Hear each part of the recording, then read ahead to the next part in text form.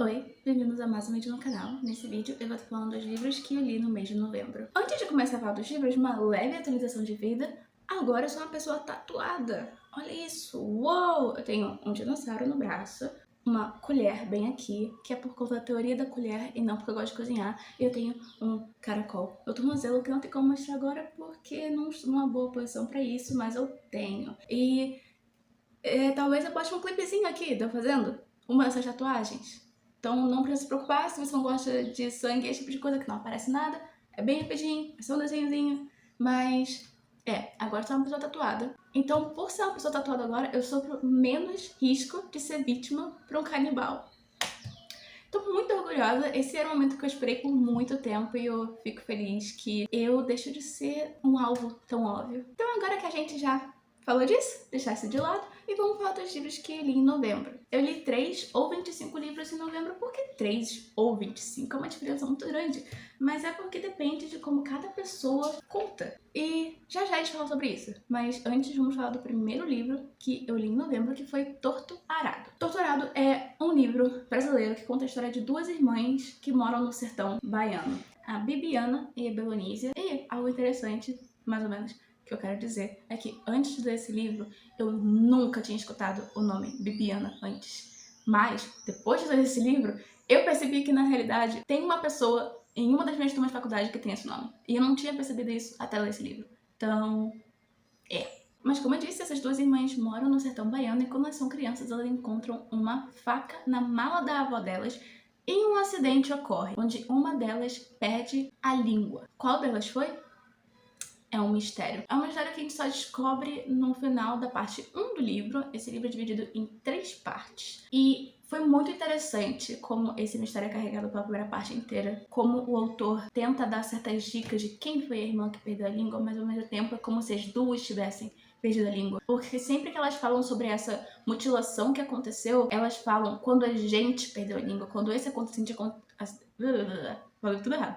Quando esse acidente aconteceu com a gente. É algo dividido, é uma dor dividida. E como eu disse, essa é uma história carregada durante toda a primeira parte do livro, que vai da infância até o começo da vida jovem adulta. A segunda parte do livro é sobre a vida adulta inteira. Essa foi a minha parte preferida do livro. Eu gostei muito da narração, eu gostei muito dos personagens, eu gostei da história que estava ocorrendo, eu gostei dos temas que foram analisados. Eu mencionei que elas moram no sertão baiano, mas uma coisa que é importante de falar é que elas não moram só no sertão baiano, elas moram em uma fazenda, onde todo mundo que mora naquela fazenda trabalha pro dono daquela fazenda em troca de moradia. Ninguém ali recebe pagamento, eles moram em troca de moradia. Ou seja, escravidão. E é muito interessante ver como esse tema é trabalhado. É muito interessante ver como que as pessoas que estão ali naquele espaço estão lidando com isso. Porque todo mundo ali quer uma oportunidade melhor. Mas como que eles vão conseguir ir atrás de uma oportunidade melhor se eles não têm recursos? Então é interessante, especialmente vendo durante a vida adulta, como essas filhas, que antes eram crianças e apenas observavam, agora são pessoas adultas, que são propriedades desse fazendeiro, que agora estão trabalhando ali, como que isso também afeta elas e como que elas conseguem perceber como que isso afeta cada vez mais os pais delas e todo mundo que mora ali. Como que aquele ambiente afeta a possibilidade de um futuro melhor. Muito interessante. A terceira parte do livro também é muito legal. Eu não posso falar por quem é narrada, porque eu sinto que isso seria um spoiler, mas é uma parte muito interessante. É uma parte que eu sinto que foi mais ampla em questão de visão e narração. A gente vê mais coisas, a gente vê mais perspectivas e foi bem interessante. Mas a segunda parte é a minha parte preferida. E o meu trecho preferido do livro veio da segunda parte, e o trecho é: não agradeceu, era um homem, por que deveria agradecer? Eu gostei especificamente desse trecho porque a segunda parte fala não só dessas questões da vida adulta como pessoas que estão sendo exploradas, mas também fala da relação das mulheres com os homens desse local. Quando você pensa no geral do que aquilo ali significa pra eles. Essas pessoas que moram na fazenda, elas estão morando ali e trabalhando ali de graça pra essa outra pessoa. O cara branco rico que é dono da fazenda. Essas pessoas, esse grupo de pessoas, tecnicamente são propriedade dele. Mas dentro desse grupo de pessoas, existem homens que se sentem donos das mulheres. Então é interessante ver como um grupo de pessoas que estão sendo reprimidas, como um grupo dentro desse grupo ainda se sente no poder para reprimir outras pessoas. Eu achei isso extremamente interessante, como isso foi tratado no livro. Eu achei que foi um livro muito bom. E eu vou dar agradecimentos especiais pro meu namorado por ter me dado uma assinatura do Audible, porque foi só assim que eu consegui ler esse livro, porque eu fiquei meses querendo ler esse livro, mas eu só não conseguia criar coragem de pegar o e-book. E aí, o meu amado me deu uma assinatura do Audible e tem um audiolivro lá, e eu escutei, e é muito, muito bom. A narração foi ótima. Faz anos que eu não escuto um audiolivro em português, e esse foi simplesmente maravilhoso. O próximo, ou próximos livros que eu li em novembro, entra nessa questão de eu li 3 ou 25 livros em novembro. Porque eu comecei a ler One Piece. Eu comecei a ler porque meu namorado ama One Piece e eu queria compartilhar isso com ele, porque ele tá sempre falando sobre como capítulo novo foi lançado. E aí ele some por um tempo, depois volta e fica, meu Deus, é muito bom. E eu fico, legal.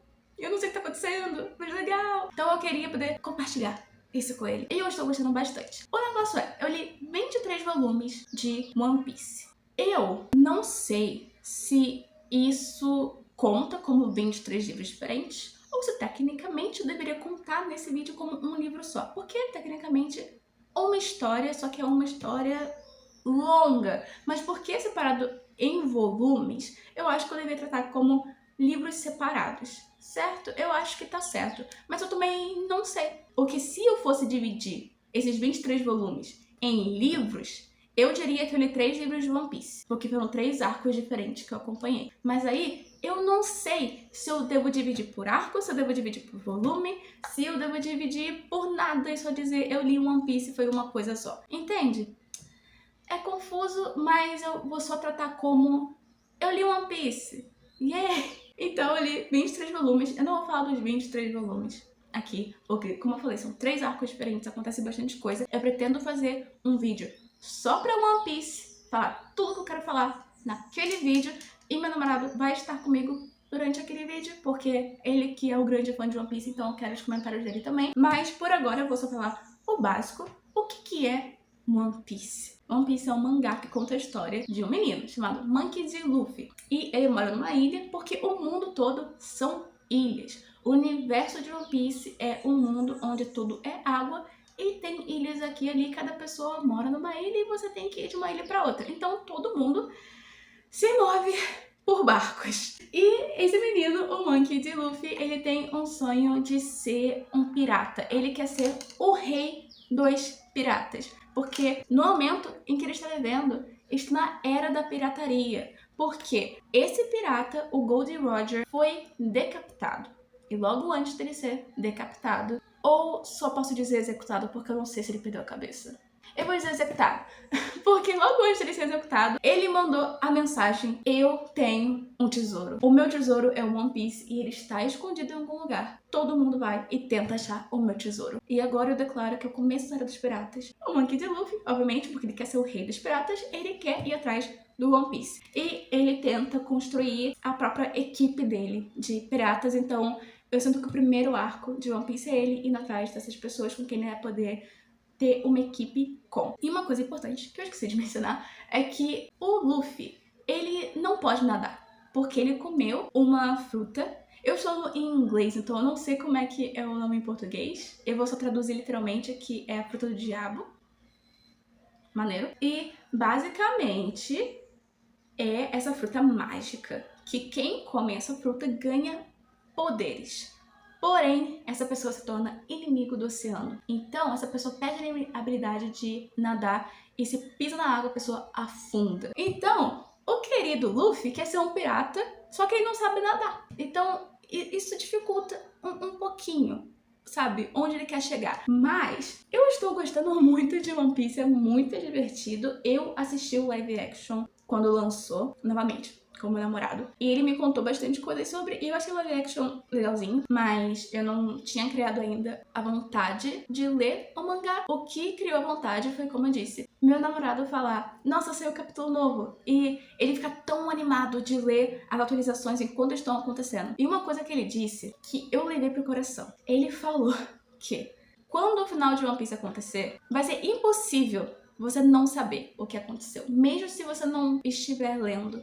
Todo mundo vai falar sobre, porque vai ser uma coisa muito grande. Porque esse mangá está acontecendo há 30 anos. Então eu gostaria de experienciar o final junto com todo mundo na hora que acontecer. Então é por isso que eu comecei a ler, porque eu quero não só compartilhar essa experiência com meu namorado, mas também com todos os fãs de One Piece, porque agora eu sou fã de One Piece. Eu gosto muito de One Piece. Como eu disse, eu vou fazer um vídeo só pro One Piece, sabe? Falar todos os meus mini pensamentos sobre cada um dos arcos que aconteceram até agora, mas o que eu tenho pra dizer aqui é que é muito bom. Eu gostei muito, e se você já teve alguma mínima vontade de ler o mangá de One Piece, eu recomendo, porque eu estou me divertindo muito, e eu não sou uma pessoa de mangá, eu já tentei ler mangás no passado, e não foi algo que me prendeu, mas One Piece tá me prendendo muito, e eu estou devorando, tipo, volumes inteiros em um dia.